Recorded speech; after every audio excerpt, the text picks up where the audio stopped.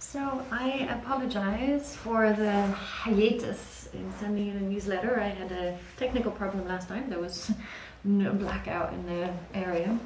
And then life has been a bit busy lately. So there you go.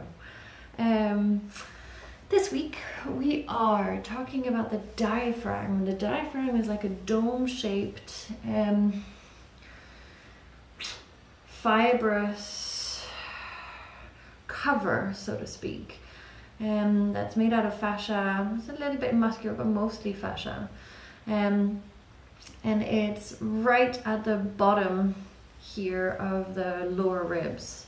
It kind of really runs the whole way, so it's below the below the lungs, apologies, and it kind of separates the upper organs from the lower organs, and it's a very important element in the breathing. Because when you breathe in, the dome basically gets flatter and pushes down into the digestive and sexual organs. And when you breathe out, it lifts back up. So as it does that, it basically massages the lower organs, but also the upper organs. And it has a function in your posture to a large extent. So because it's really important in the breathing, it's also a part of the body that very quickly is triggered by any stress or any fear. It very, very quickly gets tight. It's kind of like one of those body parts that responds to the fight or flight, freeze instincts that we have. And so it's very important to keep it nice and healthy, both so that our breathing is full and so that basically all of this region is free and the organs get the massages that they need and that the posture is nice, tall, but equally fluid. And so we're going to be doing a few simple practices. As usual, if it doesn't work for you, please feel free to modify or leave it out altogether. And please feel free to ask me if you want a version of something that you can't practice. So first and foremost, come and find a comfortable seat. And we're very simply going to reach the arms up. And as if we were trying to reach something above us, just take a few movements, almost swaying. So we start to stretch the side of the rib cage. And it starts to stretch up into the sides of the diaphragm. Do that a few times. And you can change the movement slightly. If it doesn't work for you, you can make it rounder, reaching forward. And then interlace the fingers, turn the palms and push them forward. Round the upper spine, let the head drop and take a few breaths into the back of the rib cage. You're trying to really open the rib cage back into the side. Then inhale, reach the arms up, grab the elbows. Shoulders are relaxed, but elbows and hands are pressing. And it's like you're trying to lift the rib cage off of the waist. And as you do so, breathe into the front, the back, and the sides of the ribs. We'll come back to that in a second. You could do a few more breaths here if you wanted. You could switch the cross of the elbows. And now let's place the hands onto the sides of the rib cage, and you just want to feel how the ribs move out and forward.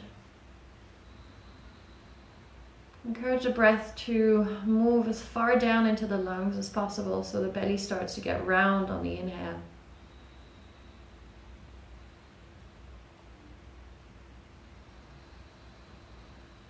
I'll do that a few times, really letting those ribs flare forward and out.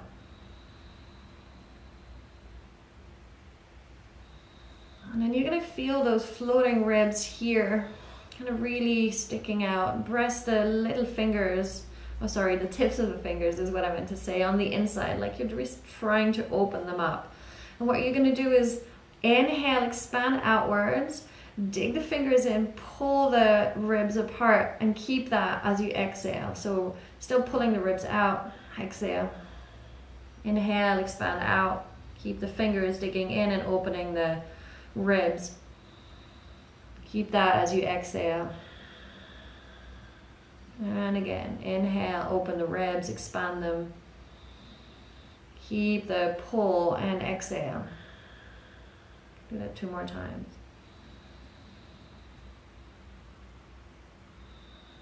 I can feel it pulling onto the space between my fingers. Stretching it. And then come onto your hands and knees.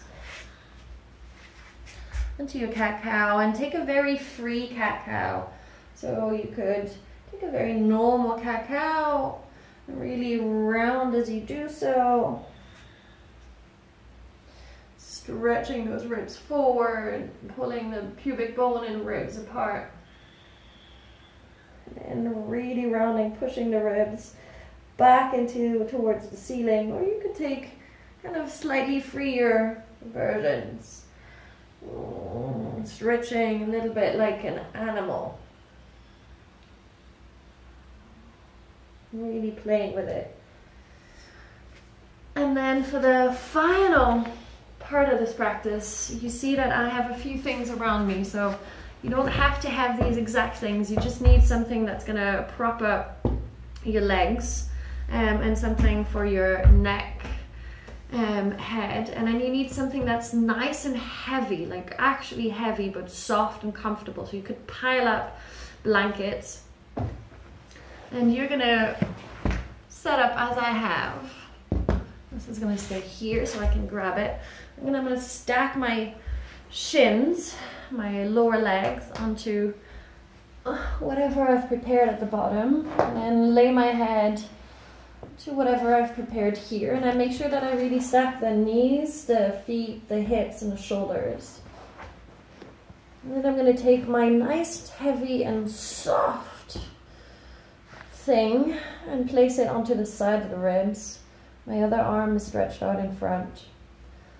Now in this case I need to keep my arm here because this is going to sway all directions.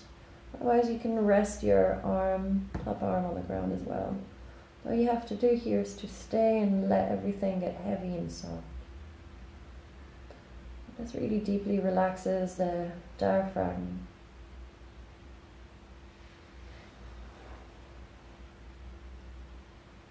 And when you're done with a few minutes, turn onto your back. Switch over to the other side.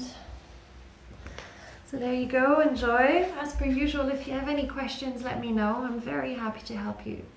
And for any information, you can check out my website or my Facebook page. If you're interested in the retreat, women's retreat that I'm running in July, please get in touch at Valerie@resonanceexperience.com. I have a few more things coming up that I shall update you about very soon. Take care. Bye.